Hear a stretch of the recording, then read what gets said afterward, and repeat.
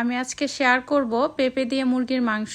পেঁপে দিয়ে মাংস খেতে কিন্তু বেশ ভালো লাগে। গরু বলি মুরগি বলি, এটা কিন্তু কোনো তরকারি দিয়ে রান্না করলে খারাপ লাগে না। তো সেটা রান্না করার পূর্বেই আমি ম্যারিনেট করে রেখে দিয়েছিলাম মাংসটা। তারপরেই তো প্যানে তেল গরম করা হয়ে গেছে। তারপর কিছুটা পেঁয়াজ কুচি দিয়ে এর মধ্যে যে গোটা মশলা আছে, তেজপাতা, এলাচ, দারচিনি, লবঙ্গ সব একে একে দিয়ে এটাকে একটু ভেজে নিব।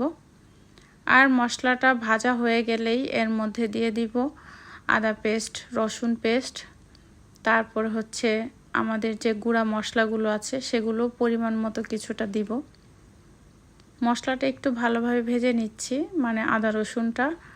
এর মধ্যে আমি গুঁড়া মশলা, হলুদ গুঁড়া, মরিচ গুঁড়া আমার পরিমাণ মতো 8 চামচ করে দিয়ে নিলাম।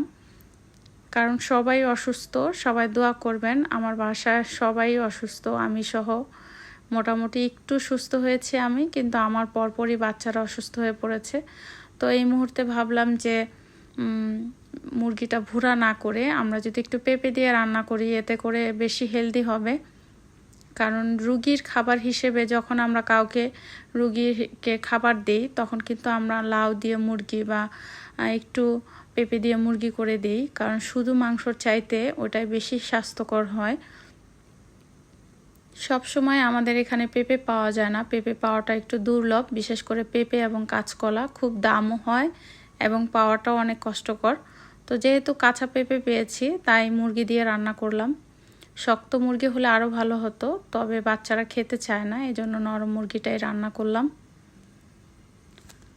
তো বেশ মজা হয়েছিল, পেঁপে দিয়ে রান্না করাতে খারাপ হয়নি। মুরগিটা এই যে ভালোভাবে কষিয়ে নিয়েছি। আর খুব একটা মুরগি কষানোর পরে কিন্তু আমি পেঁপেটা দেইনি, কারণ পেঁপেটা দেওয়ার পরে তারপরে ভালোভাবে কষিয়েছি মুরগিটা। না হয়তো অনেক আগে যদি আমরা মুরগিটাকে কষাই, তাহলে মুরগির মাংসগুলি খুলে যাবে পেঁপে দেওয়ার পরে, আর কষানো যাবে না।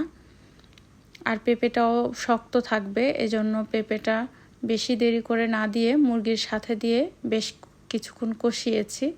এরপরে এই যে গরম পানি দিয়ে দিলাম পরিমাণ মতো।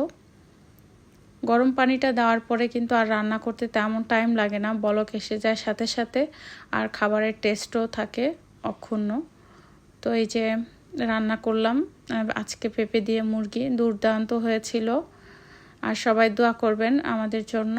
রান্না প্রায় শেষ পর্যায়ে, এখন এই সময় দিয়ে দিলাম টালা জিরার গুঁড়া কিছুটা, তারপর দিয়ে এই যে নামিয়ে নিয়েছি। তো রান্নাটা কেমন হয়েছে যদি ভালো লাগে কমেন্ট করতে পারেন। পাশে থাকবেন সব সময়। সবার জন্য অনেক অনেক শুভকামনা। আল্লাহ হাফেজ।